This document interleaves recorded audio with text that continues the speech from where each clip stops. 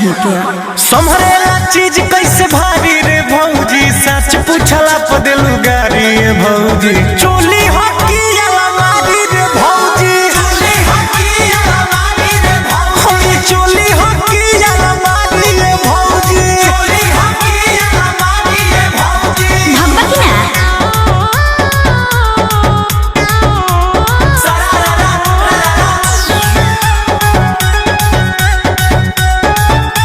सुना काचा बड़ो बच्चा तनी हो समय रह ऐसे जन फागुनावा के जो समय रह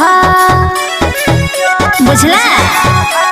बाटे छोट आटे चीज कैसे बड़े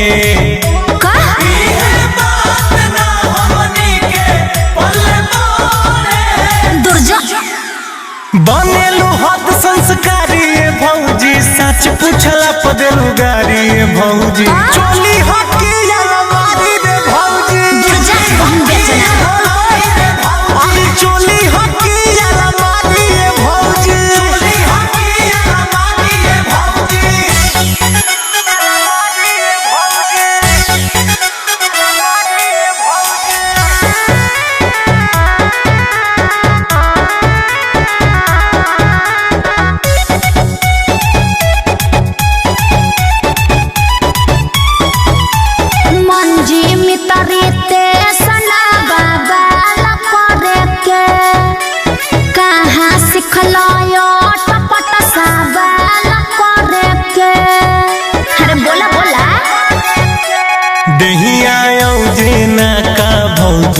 ओभर बेट से दिक्कत का बा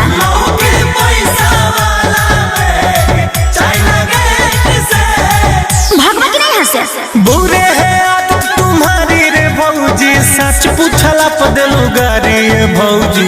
चोली हकी अलमारी रे भौजी, चोली हकी अलमारी रे भौजी, चोली हकी अलमारी रे भौजी, चोली हकी अलमारी रे भौजी। पागल सब संभरेला चीज कैसे भारी रे भौजी, सच पूछला पदेलू गारी रे भौजी।